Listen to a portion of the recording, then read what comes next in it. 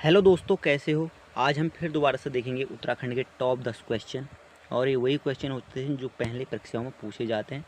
But मैं 2 क्लासें complete already करा चुका हूँ टॉप 10 क्वेश्चन की। तो आज ये तीसरी क्लास है, ठीक है। तो हर बार की तरह शुरू से शुरू करेंगे और जाएंगे क्वेश्चन नंबर 1 की ओर।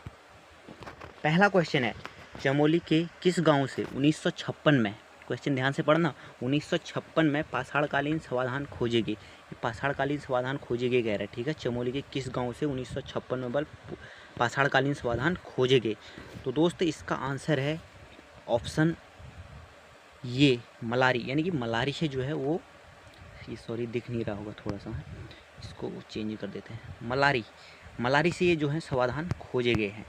और आपसे कभी कभी सीधे क्वेश्चन ये पूछता है कि मलारी किस ज़िले में है, तो ये चमोली में है, ठीक है। मलारी कहाँ है या किस ज़िले में है पूछता है, तो मलारी चमोली में है, जहाँ से 1956 में पाषाणकालीन समाधान खोजे गए थे, ठीक है। तो ये क्वेश्चन क्लियर है, ऑप्शन ए इसका सही आंसर है।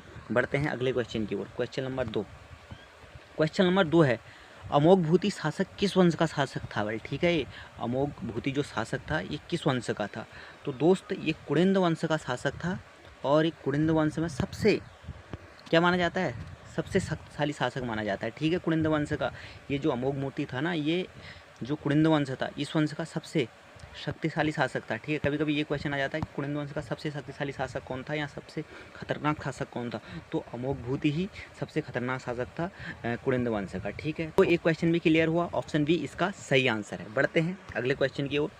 क्वेश्चन नंबर 3 है, किस पुराण में हरिद्वार का नाम मायापुरी मिलता है, यानी कि हरिद्वार को मायापुरी कहा जाता है ना। तो ये हरिद्वार का नाम मायापुरी किस पुराण में मिलता है कह रहा है। तो आपको सबको पता है कि ये स्कंद पुराण में ही होगा। और पहले भी जब गढ़वाल को केदारखंड और माओ को मानसखंड कहा गया है, तो वो इसी स्कंद पुराण से में इसका वर्णन मिलता है, ठीक है। तो मायापुरी भी जो कहा गया है हरिद्वार को, वो स्कंद पुराण में कहा गया है। इसका ऑप्शन डी सही हो जाएगा, स्कंद पुराण, ठीक है। ऑप्शन डी स्कंद पुराण इसका सही आंसर हो जाएगा। और ये क्वेश्चन भी आपका क्लियर हुआ। अब बढ़ते हैं अगले क्वेश्चन नंबर 4 की ओर।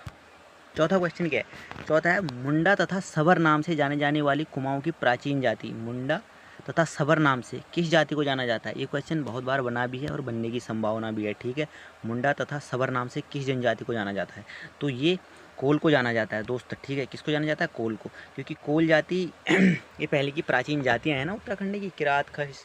तो ये जौनसारी तो एक जनजाति भी है, अब इसको जनजाति में पढ़ाऊँगा।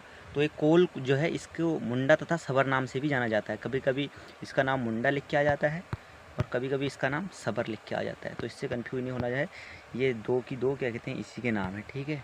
तो ये क्वेश्चन भी क्लियर हुआ, ऑप्शन डी इसका सही आंसर है, ठीक है। अब बढ़ते हैं क्वेश्चन नंबर अगले की ओर।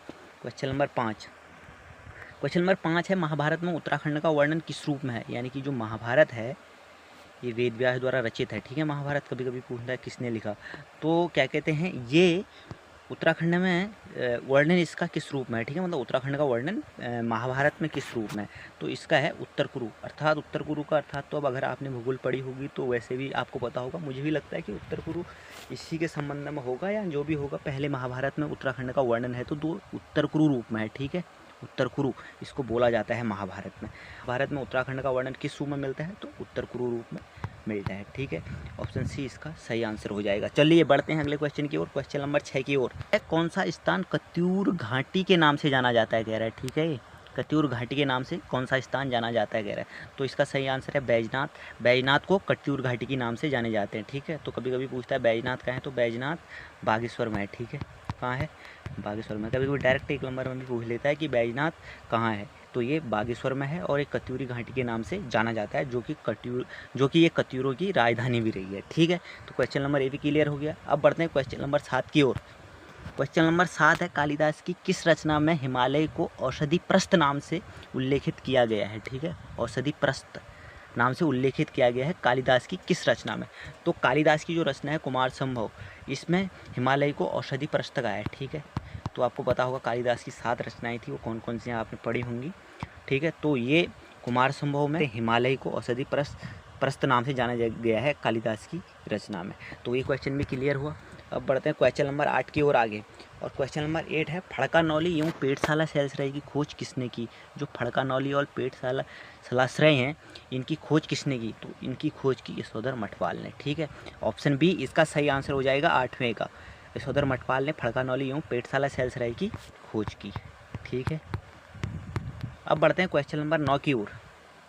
क्वेश्चन नंबर 9 है, कत्यूरी काल में तहसीलदार स्तर की प्रशासनिक इकाई को क्या कहा जाता था? जो मतलब कत्यूरी काल था, उनके टाइम में जो तहसीलदार यानी कि जो तहसील स्तर के जो प्रशासनिक इकाई होती थी उसको क्या कहा जाता है? जैसे अब तहसीलदार कहा जाता है तहसील के सबसे बड़ी प्रशासनिक इकाई को, उस टाइम में क्या कहा जाता था जब कत्यूरी यहाँ पर राज करते थे?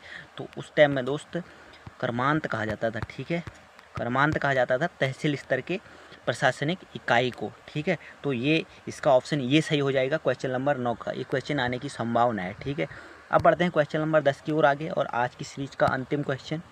क्वेश्चन नंबर 10 है, कत्यूरी शासकों की राजभाषा क्या थी? तो कत्यूरी शासकों की राजभाषा ये तो लगभग सबको पता होता है कि संस्कृत होती है, क्योंकि पहले तो जितने भी थे सबकी संस्कृति थी, क्योंकि संस्कृत सबसे पुरानी है। ठीक है, तो इनकी जो कत्यूरी थी, इनकी भाषा भी क्या थी? संस्कृत ही थी।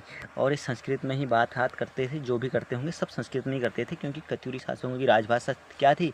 ये संस्कृत थी। तो दोस्त आज के 10 क्वेश्चन होते हैं पूर्ण, और एक क्वेश्चन इम्पोर्टेंट थे। ठीक है, ये पहले भी परीक्षाओं में पूछे गए हैं और अब भी परीक्षाओं में आने की संभावना है। ठीक है, तो ठीक है, थैंक यू फॉर वॉचिंग दोस्त, आपने अपना टाइम दिया। और वीडियो अच्छी लगी हो तो वीडियो को लाइक ज़रूर करना, और साथ साथ सब्सक्राइब भी ज़रूर करना। ठीक है, और अपने दोस्तों के साथ शेयर भी ज़रूर करना। ऐसे ही रोज़ के 10 इम्पोर्टेंट क्वेश्चन आते रहेंगे, ये सीरीज़ चलती रहेगी।